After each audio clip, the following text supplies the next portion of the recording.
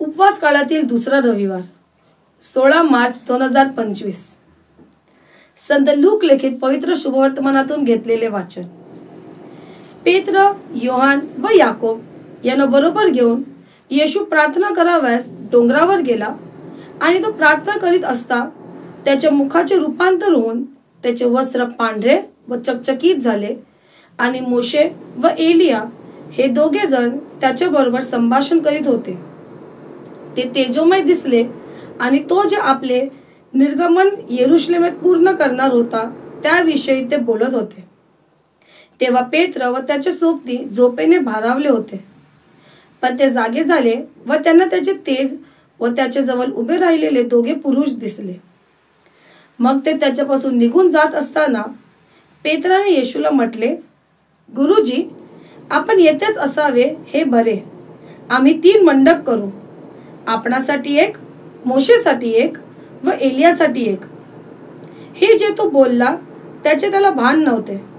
तो हे बोलत असता मेघ उतरून त्यांच्यावर छाया करू लागला आणि मेघात शिरले तेव्हा ते भयभीत झाले. तेव्हा मेघातून वाणी आली, हा माझा पुत्र, माझा निवडलेला आहे, ह्याचे तुम्ही ऐका. ही वाणी झाली तेव्हा येशू एकटाच दिसला.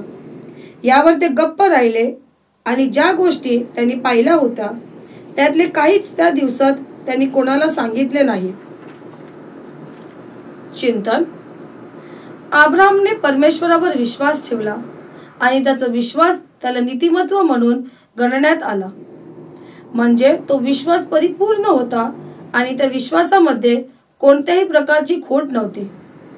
आपणास देखील अब्राहमप्रमाणे परमेश्वरावर विश्वास ठेवण्यासाठी बोलवण्यात आले आहे आणि या विश्वासाचे प्रतिफळ आहे शाश्वत जीवन. संत पौल आपणास आठवण करून देतो की आपले नागरिकत्व स्वर्गात आहे, म्हणून आपण आपल्या विश्वासामध्ये स्थिर राहावे असा सल्ला तो आपणास देतो. स्वर्गीय वैभव आणि जीवन काय आहे याचे दर्शन प्रभू येशू आपणास आजच्या शुभवर्तमानातून घडवितो. प्रभू येशूचे रूपांतर हे स्वर्गीय दर्शन आहे, ज्याचे पहिले लाभार्थी होते पीटर, जेम्स आणि जॉन. प्रभू येशूने आपल्या शिष्यांना स्वर्गीय वैभवाचे दर्शन घडवले. येशूच्या मुखाचे रूपांतर झाले आणि त्याचे वस्त्र पांढरे चकचकीत झाले. प्रभू येशूच्या प्रकाशात त्यांना मोशे व एलिया त्याच्याबरोबर संभाषण करताना दिसले. स्वतः परमेश्वर पिता आपल्या पुत्राविषयी साक्ष देऊन शिष्यांना प्रभू येशूच्या सत्याविषयी खात्री पटवून देतो.